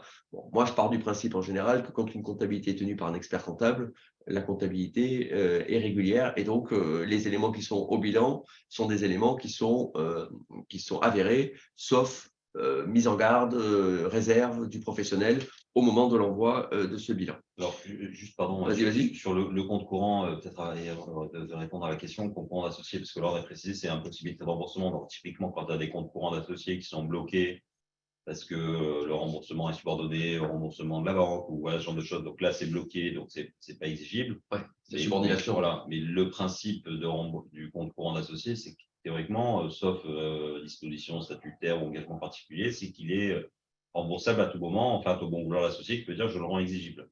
Donc, s'il est rendu exigible à un moment donné par l'associé, enfin, s'il n'y a pas de convention de blocage du compte courant d'associé, ça peut être aussi un risque pour l'entreprise. Ça veut dire qu'à tout moment, l'associé ou l'un des associés peut rendre exigible son compte courant en disant ben j'ai un compte courant qui a été apporté, il n'y a rien de particulier qui est prévu, merci de me le rembourser, et il rend exigible son compte courant, des fois du coup qui représente des proportions importantes et qui peut mettre mécaniquement l'entreprise en état de cessation des À paiements. ce titre, il me semble qu'il y a une compagnie maritime il y a quelque temps qui fait des liaisons entre le continent et une île qui a été mis en redressement judiciaire sur demande de sa société mère qui exigeait le remboursement. Donc, c'est un cas effectivement réel. Donc c'est pour ça que j'ai précisé que c'est fluctuant. C'est par exemple, vous avez deux associés en face de vous qui veulent sauver leur boîte et qui sont en train de trouver des solutions. Bien évidemment qu'on va le mettre dans la partie moratoriée voilà, il n'y a pas besoin. On est sur des actionnaires extérieurs qui ont mis des fonds dans le cadre d'une sortie à date ou autre, sans parler d'obligations convertibles ou autre. Hein. Enfin, vraiment que du compte courant, bien évidemment, on doit avoir des écrits et des échanges pour considérer que ce passif n'est pas exigible. Et là aussi, attention au statut, au pacte d'associés. Je vais peut-être juste vérifier une réponse que j'ai faite tout à l'heure en direct. Je ne voudrais pas avoir répondu une bêtise à notre confrère qui était sur un remboursement de compte courant où la question c'était le dirigeant se rembourse l'intégralité de son compte courant avant d'aller en DCP. Est-ce qu'on peut le lui reprocher? J'ai répondu spontanément oui, mais je ne voudrais pas avoir répondu oui trop vite. Non, vous avez bien répondu. Bon, d'accord, voilà. Ça, j'avais peur du coup de dire. On le verra dans la partie, dans le slide suivant. J'ai fait une autre réponse, pardon, à tous les confrères qui m'ont posé des questions sur la mise en responsabilité de l'expert comptable. Je suis désolée, mais on n'aura pas le temps de répondre à ces questions, à répondre à ça, mais je vous invite à suivre le module 3, où on aura le risque de sanction envers le dirigeant et la mise en responsabilité du confrère en cas de défaut de conseil. Là, on est vraiment sur la cessation des paiements. On a une petite question sur le fait de dire rapidement ou pas rapidement sur l'actif et le passif, et la notion de rapidement sur ce qu'on peut vendre ou pas. Je pense que c'est l'immédiateté. C'est l'immédiateté. Alors, je vous laisse répondre, mais je pense que derrière, on ne peut pas mettre un délai en jours, mais on va vraiment parler de passif exigible, de cette notion-là et d'actifs disponibles. Une fois de plus, si on en est là, c'est qu'il faut se poser une question. Pas forcément d'aller déposer le bilan, bien évidemment, mais il faut vérifier qu'on n'est pas sur le fil du rasoir, si vous me permettez l'expression. Et il est sur la délai proposé 3 semaines. Pour moi, c'est trop long. Enfin, c'est immédiat, c'est 48 heures, 24 heures. Très bien, je pense. Alors, la difficulté, c'est que le texte ne prévoit pas de seuil ni de critères, mais je partage ce que vient de dire Vincent. Mais voilà. Je dirais que ce sont des critères. Après, il faut garder en tête que ce sont des critères de bon sens. L'idée, c'est la liquidité, c'est de transformer en argent. Voilà. Le stock doit être transformé en argent. Donc, 7 jours, enfin 3 semaines, c'est pas entendable.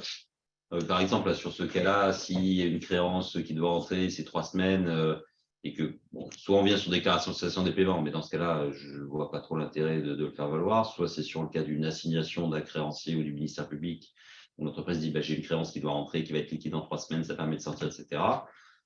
Ça peut se gérer en pratique, il y a un renvoi, le tribunal peut très bien dire écoutez, j'entends ce que vous dites, on se revoit dans 3 semaines.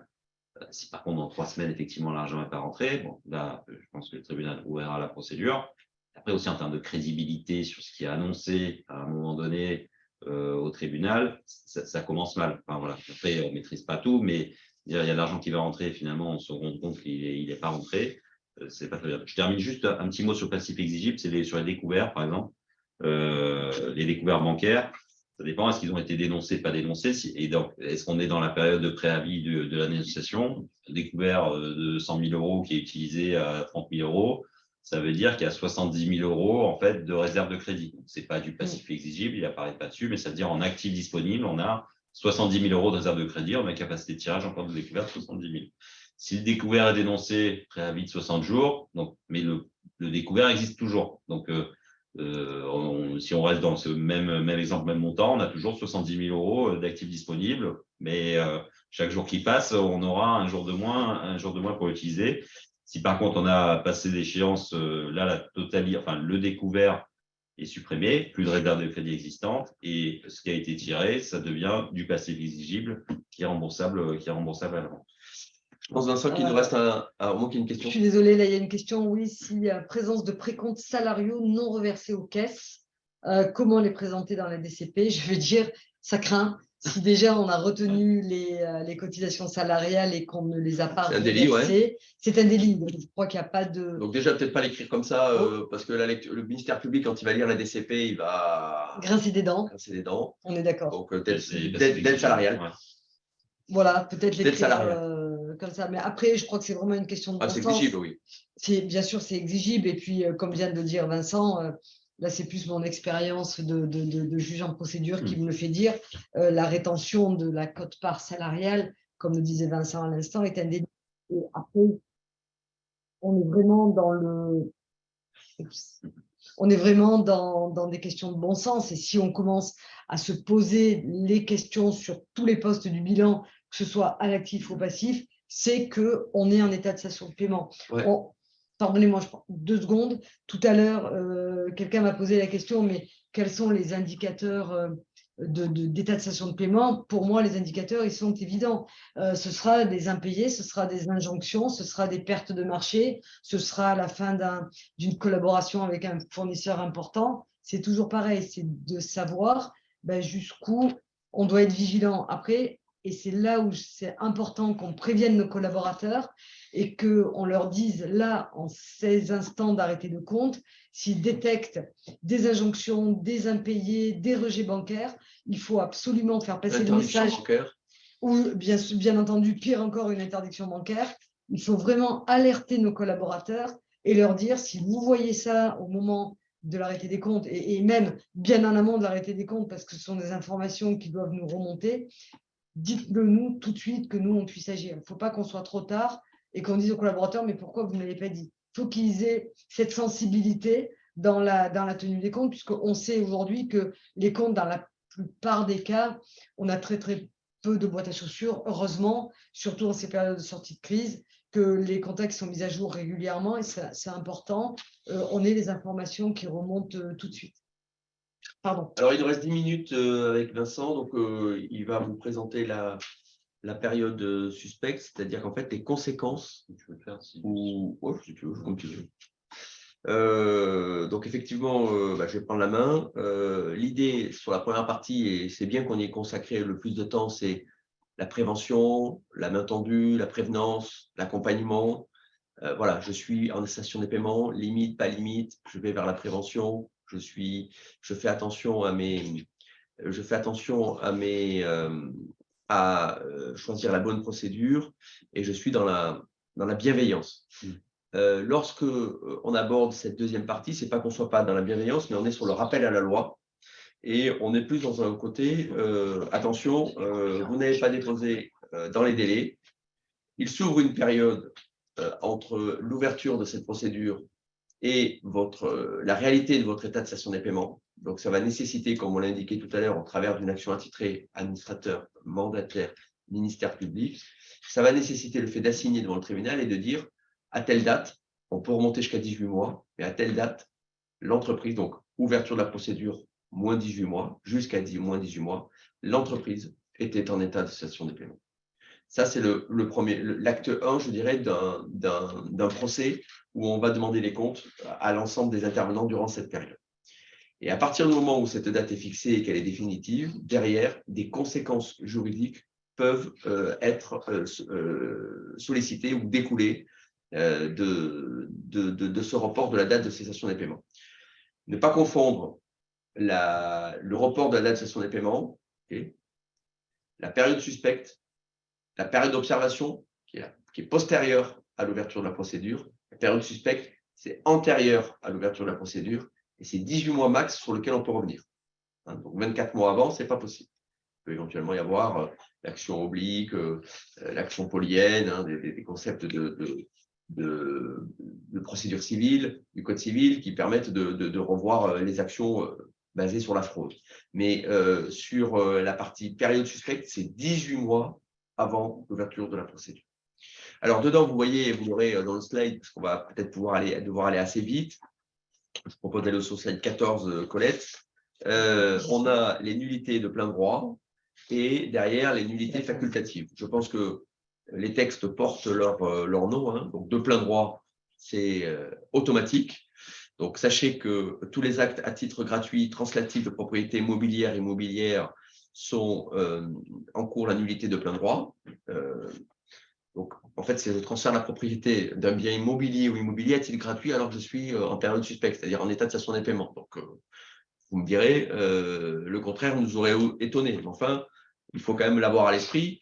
Et l'acte pourrait être assez grossier, mais beaucoup de gens de l'imagination et parfois pensent sauver, notamment, c'est pas trop le cas quand c'est une personne en nom propre, ou alors elle a conscience de ce qu'elle fait. Mais quand c'est un groupe de société, quand voilà, on se dit, finalement, pour essayer de sauver les emplois, je transfère, je récupère une branche d'activité. Donc, attention à ces actes. Dans le même état d'esprit, il y a un contrat commutatif dans lequel les obligations du débiteur excèdent notablement celles de l'autre partie. Donc, en fait, vous prenez tout à votre charge et au profit d'une autre partie qui, en général, est un créancier. Tout paiement tel qu'en a été les modes pour des dettes non échues, là aussi, j'anticipe. Tout paiement pour des dettes échues fait autrement qu'en espèces, effet de commerce, virement, bordereau, donc là aussi, c'est des paiements avec du matériel, avec, voilà, ça c'est susceptible d'être annulé de plein droit. Consentir des sûretés conventionnelles ou des droits de rétention sur des biens de l'entreprise pour des dettes antérieurement contractées. Donc, je privilégie un créancier au profit d'un autre en lui donnant des garanties sur un bien. Donc, ceci est interdit. Ce qui peut se faire, par contre, c'est dans le cas d'une conciliation, dans un accord trouvé, de consentir, d'essayer de trouver des éléments pour la hold money. Hein. Il y a, comme on vous l'a expliqué, il y a la new money, la hold money. Il peut y avoir, à condition que ce soit transparent, équilibré, dans le cadre d'un échange et sous le contrôle du tribunal, enfin du président, voire du tribunal si on va sur l'homologation. Mais bien évidemment, tout ce qui est fait dans son coin pour essayer de privilégier Pierre, Paul ou Jacques n'est pas défendable. Et le texte le prévoit. Toute hypothèque légale attachée au jugement de condamnation constituée pour des biens, pour des dettes antérieurement contractées. Pareil, je viens essayer de trouver des mesures. Voilà, donc après, je ne vais pas tous vous les lire puisque vous les avez, sauf à ce qu'il y en ait un à la lecture à l'écran que vous avez qui amène une question, mais je vous laisse y revenir dessus par la question. Je veux pouvoir quand même aborder la suite. Donc ensuite, le deuxième point, c'est les nullités facultatives.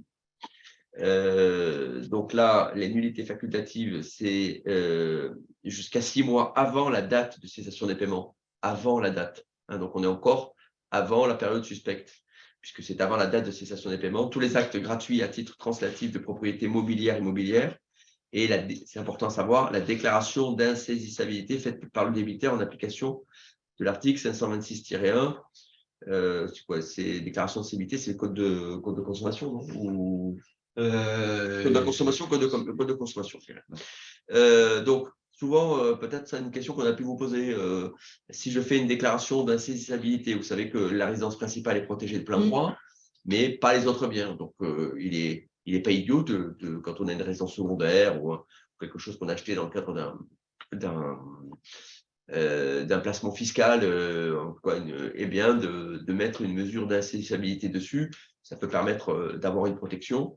Sachez que si c'est fait 6 mois avant la date de cessation des paiements, eh bien, c'est susceptible d'avoir une nullité facultative. Donc, c'est le code de commerce 526-1 et ça, c'était avant la réforme du statut de l'entrepreneur individuel, puisque maintenant, on reste focalisé sur le patrimoine professionnel. Ouais, mais dans certains cas, il y a le patrimoine professionnel et le patrimoine personnel quand il y a cessation d'activité antérieure à l'ouverture. Donc, ça reste à mon sens applicable. Mais bon, c'est le code de commerce, merci de la précision, puisqu'on l'a pas mis sur le slide et je ne savais pas si c'était l'un des deux. Les paiements préférentiels aussi, 632.2, là, c'est du code de commerce. On est également, ce qu'on cherche, enfin, ce que le texte permet d'annuler, c'est ceux qui ont traité avec le débiteur tout en ayant connaissance de la cessation des paiements. Bon. C'est pour ça que c'est facultatif et pas de plein droit. Il faut démontrer que la personne qui a eu accès à des informations savait que la société est en état de cessation des paiements et donc s'est fait payer avant les autres de manière préférentielle. C'est pour ça qu'il y a une notion d'appréciation qui fait qu'en général, ça se débattra devant un juge et qu'il n'y a pas de nullité de plein droit, à la différence d'un transfert de propriété sans contrepartie, d'un contrat déséquilibré, d'une garantie donnée. Donc là, il y a débat, il faut dire, vous aviez connaissance. Le débat qu'on peut avoir parfois, c'est l'URSSAF qui, je parle d'un ancien temps, je parle avant la crise Covid, mais qui faisait une saisie sur les comptes, alors même qu'elle savait qu'elle discutait ou qu'elle savait que la société avait des difficultés. Elle a des informations dans le cadre d'échanges avec une demande d'échéancier et derrière, elle fait saisir tout ou partie des disponibilités. Puis il y a eu des débats là-dessus, en tout cas. Le dernier point à aborder, c'est l'action en report de la cessation des paiements. Je laisserai Vincent terminer sur le délai de 45 jours que tu respecteras pour avoir le mot de la fin et reprendre le thème de ce webinaire d'aujourd'hui, dans le cadre de cette trilogie. En ce qui concerne l'action en report, je l'ai déjà évoqué, c'est l'article 631.8 du Code de commerce qui dit qu'on peut reporter une ou plusieurs fois sans pouvoir être antérieur à plus de 18 mois la date du jugement constatant la cessation des paiements. Et ce qui est important de dire, c'est sauf cas de fraude, elle ne peut être, cette cessation des paiements, reportée à une date antérieure à la décision définitive ayant homologué un accord amiable en application de l'article 611.8. On vous l'a expliqué la semaine dernière avec Vincent. Quand on est en conciliation, on peut sortir de deux façons. Soit par un accord constaté par le président, soit par un accord homologué par le tribunal. Lorsqu'il y a l'homologation par le tribunal, eh bien, il n'est pas possible de revenir sur la date de cessation des paiements. C'est un point fort quand même également de l'homologation et le texte le prévoit, si encore était besoin de vous rappeler l'intérêt de ces procédures de prévention et procédures. Et du coup, ça évite tout le corollaire sur les nullités de la période suspecte. S'il y a des garanties qui ont été données à des créanciers sur le patrimoine de l'entreprise pour des dettes déjà existantes, donc quelque part, on vient diminuer le gage des autres créanciers d'entreprise puisqu'il y a une partie qui va être affectée à certains créanciers particuliers. S'il y a eu un accord de conciliation homologué, cette garantie complémentaire ne peut pas être annulée par la suite, parce qu'on ne peut pas remonter sur la date de déclaration de cessation des paiements. Par contre, c'est au moment de l'homologation, donc il y a une décision là, judiciaire, où c'est le tribunal qui rend son jugement, le ministère public donne son avis, doit s'assurer, c'est l'un des 3 critères qui est prévu par la loi, que ça ne porte pas atteinte aux gages des autres créanciers qui ne sont pas partis à l'accord. Voilà, on n'est pas là pour appauvrir l'entreprise au détriment de certains créanciers et au profit de certains créanciers particuliers. Mais donc, l'homologation d'un accord de conciliation, ça a des effets quand même importants, impossibilité de remonter la date de cessation des paiements, et ensuite, derrière, toutes les actions qui peuvent être engagées au titre de la période suspecte. Je précise, l'ouverture d'une conciliation donc théoriquement qui n'est pas possible si l'entreprise est en cessation des paiements depuis plus de 45 jours. Là, par contre, ça n'a pas autorité de la chose jugée, en judiciaire, c'est-à-dire que même si l'entreprise a bénéficié d'une conciliation, donc théoriquement, elle était en cessation des paiements depuis moins de 45 jours, mais en pratique, elle était de beaucoup plus longtemps que ça. Ce n'est pas parce qu'il y a eu la conciliation que ça empêche de remonter la date de cessation des paiements s'il y a l'ouverture d'une procédure collective derrière. Voilà. L'ouverture de la conciliation, par contre, l'ordonnance n'a pas autorité de la chose jugée par rapport à la date d'état de cessation des paiements. Et alors, par rapport à cette précision, juste, l'arrêt que je citais tout à l'heure du 5 octobre 2022, qui a eu donc, une discussion sur le report de la date de cessation des paiements post-conciliation et post-procédure, c'était un accord constaté, non pas homologué, sinon, comme le rappelle Vincent à juste titre, il n'y aurait pas eu de débat là-dessus par rapport à ce report. Est-ce qu'il y a une question? Je termine juste le slide. Il y avait juste une question, je suis désolée, je mais... l'avais pas comprise tout à l'heure, donc je vais demander à notre confrère de la reposer. C'est une société qui est en difficulté, où il y a une mauvaise gestion et il y a une procédure de liquidation. Est-ce que, si j'ai bien compris la question, parce que c'est par petits morceaux, est-ce qu'un des associés peut proposer de racheter les parts, d'après ce que j'ai compris? En liquidation? En cas de liquidation. Non, pas, les parts, non. La société est liquidée, donc on ne peut pas racheter les parts d'une société liquidée. Je ne vois pas trop l'intérêt. Alors peut-être que si cette société en liquidation a des parts dans une autre structure, oui, c'est possible, sachant que si c'est l'associé, c'est ouvert je dirais, c'est le droit commun. Si c'est l'ancien dirigeant, il faut l'accord express du parquet, du ministère public, pour pouvoir avoir cette autorisation. Mais si l'entreprise est elle-même liquidée… Alors, après, la question, c'est peut-être aussi, comme je vois, de racheter au tribunal, c'est peut-être un rachat à la barre. Alors, dans ce cas-là, on rachète les actifs, donc le fonds de commerce ou le matériel. C'est pour ça que je ne suis pas sûre, faut vraiment… Mais bon, a priori, c'est pour l'instant, c'est peut-être la semaine prochaine, ça, puisque c'est dans le cadre de l'accompagnement au tribunal, puisque là, sur la date de cessation des paiements, c'est pas trop de lien avec le sujet. Donc, je termine juste, moi, sur ce slide 16, si vous voulez bien. Et après, on répondra à d'autres questions s'il y en avait qui n'étaient pas répondues. Juste pour vous dire en résumé, action attitrée, l'action en report, l'action en report, que vous ayez aussi à l'esprit que c'est une action essentiellement qui est menée par les mandataires de justice, voire judiciaire, moins par les administrateurs, parce qu'on est plus quand même dans une recherche de responsabilité. Il y a des exceptions à ce que je dis, bien évidemment, hein. Mais on est plus dans une phase liquidative dans laquelle il y a eu quand même des éléments graves, avérés. Quelqu'un qui aura entre le 45e et le 60e ou le 70e jour, je vois mal quelqu'un être recherché en responsabilité. Peut-être que je sors un peu de mon rôle en vous disant ça et j'ai un franc-parler. Mais quand on se pose la question, c'est 18 mois. Hein, c'est 12 à 18 mois. Ce n'est pas 45, 46, 47. Il est évident que vos clients peuvent dormir tranquilles s'il y a un peu de délai qui est dépassé. Parce qu'on le comprend. On le comprend qu'on ne puisse pas aller entre le 45 et le 46e jour. J'ai fait toutes les formalités. Ça, c'est de la théorie pure. Et en tout cas, les professionnels que nous sommes n'ont pas ce regard-là. Par contre, j'ai clôturé un bilan, j'ai continué un exercice suivant sans prendre aucune mesure. Normalement, j'ai été informé par mes conseils sur cela. J'ai en plus consenti des garanties à des créanciers antérieurs. J'ai vendu des actifs pour privilégier les uns ou les autres. Bon, ben là, il ne faut pas s'étonner d'avoir un moment une action en vous disant, monsieur ou madame, on va saisir le tribunal et il va y avoir une action. Et en général, c'est un moment où on tire le trait final, qu'on fait l'addition, hein, qu'il y a que ce type d'action, à la différence de ce qu'on indiquait au début de nos propos sur cette réflexion que l'on peut avoir dans le bureau de l'expert comptable, voire de son commissaire en compte, en disant quelle est la bonne procédure, quel est le bon cadencement, là où est-ce que je dois aller. Et j'empiète un peu sur la trilogie 2, hein, puisque ce sera l'accompagnement. Mais voilà, ça sera le point de départ, c'est on prend une situation actualisée et on analyse poste par poste. Et si on en est à se poser la question une fois de plus sur le stock, c'est qu'il y a une difficulté.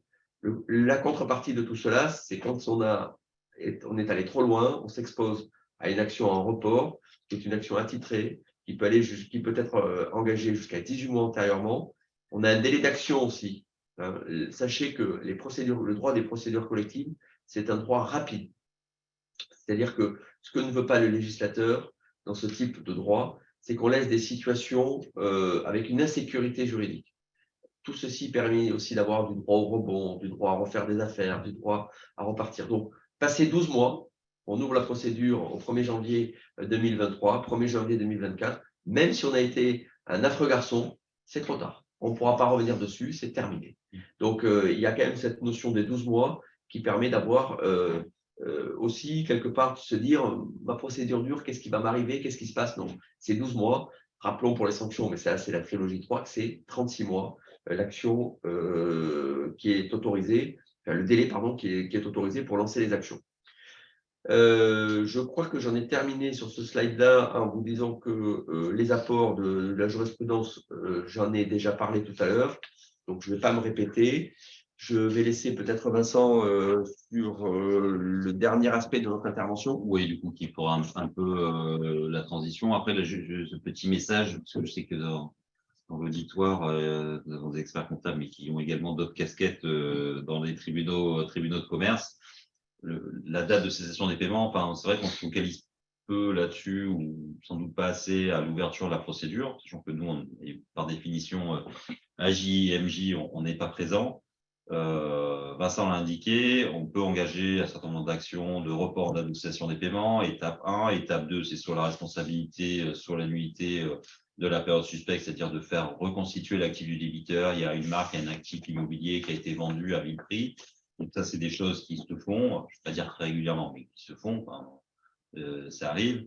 Par contre, s'il faut le faire en 2 étapes, c'est-à-dire d'abord faire remonter la date de cessation du paiement, ensuite engager une nullité de la période suspecte, voilà, ça prend du temps. Même si les tribunaux sont rapides, ça prend du temps. Si on est dans une perspective de cession d'entreprise, en attendant, le compteur tourne, la période d'observation se déroule, les pertes peuvent continuer à arriver.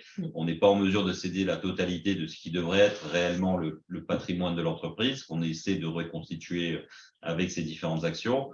Donc voilà, dans certains cas de figure, bien se pencher sur la date des tassations des paiements qui doit être indiquée dans le tribunal, et de questionner le dirigeant qui vient, soit sur l'assignation, sur des classes de paiement, sur cette dette-là qui peut être retenue, parce que ça peut être autant de temps de gagner derrière pour les organes de la procédure, mais pour l'entreprise même de façon plus générale, pour reconstituer l'actif de l'entreprise.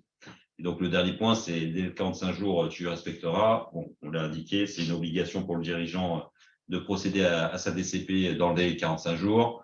Vincent l'a dit, si ça se passe le 46e jour, enfin, je connais personne qui s'est fait sanctionner pour ça, sauf si dans le 46e jour, il avait vendu en remontant la marque ou les actifs juste avant. Oui, là, c'est sûr. Sa responsabilité sera recherchée. Mais voilà, l'idée, c'est de dire il faut se dépêcher, il ne faut pas tarder. 45 jours, ça passe quand même assez vite. Enfin, c'est 1 mois et demi, on a fait le calcul. Donc, ça file assez vite. Et si on est au stade de se dire il faut aller, il y a un état de cessation des paiements, réfléchir aux procédures soit amiables, la conciliation qui reste une possibilité, ou les procédures judiciaires, se poser la question est-ce qu'il y a une perspective de redressement ou pas pour le choix entre le redressement et la liquidation judiciaire. Si ce n'est pas une sanction automatique, si le délai de 45 jours n'est pas respecté, la loi prévoit il faut que pendant cette période-là, la responsabilité du dirigeant soit recherchée, il faut que soit il ait fait des actes anormaux de gestion, soit que le passif ait augmenté pendant la période. Module 3, Vincent, module 3. Voilà, mais ça, c'est la transition. Merci beaucoup. Merci. Je vais profiter d'avoir le mot de la fin pour vous donner une information, parce que j'ai vu passer plusieurs fois la question. Vous avez, je crois que Vincent de Carrière nous l'a dit en préambule, il y a actuellement des convocations. Vous devez recevoir des convocations du tribunal. Alors, certaines sont signées par moi, évidemment, c'est pas en tant que membre de l'ordre, mais en tant que juge délégué à la prévention. De grâce, vous venez aux convocations, et si vous ne venez pas, essayez d'argumenter et d'expliquer pourquoi il peut y avoir eu un loupé. C'est souvent un défaut des comptes, mais sachez aussi que le tribunal… Un défaut de dépôt des comptes. Défaut de dépôt des comptes. Défaut des comptes, non, c'était… Non, défaut de dépôt des comptes, oui, pardon. Mais ça peut être également aussi des critères à la lecture des comptes. J'ai peut-être fait un raccourci où le tribunal peut se poser la question de savoir si votre client est en cessation de paiement ou en difficulté ou autre. Donc, je sais qu'on m'appelle beaucoup là pour me dire « mais oui, mais tu m'as convoqué ». Moi, personnellement, je ne convoque personne. Je ne fais que répondre aux demandes qui me sont faites. Et sachez qu'en cas de non-dépôt des comptes ou en cas de clignotant dans les comptes, vous pouvez être amené, le client peut être amené à être convoqué, mais surtout, il faut y aller. OK. Merci, Voilà, je merci vous à donne tous. rendez-vous mardi prochain pour l'accompagnement en procédure. Qu'est-ce qu'il faut faire et surtout, Vincent, qu'est-ce qu'il ne faut pas faire? Comment bien accompagner notre client et comment l'aider à se sortir de cette mauvaise passe. Je n'ai plus qu'à vous remercier et à vous donner rendez-vous le 21. 21. Le 21. Bonne Et journée à tous. excusez-nous Merci pour à le tous. débordement. À bientôt.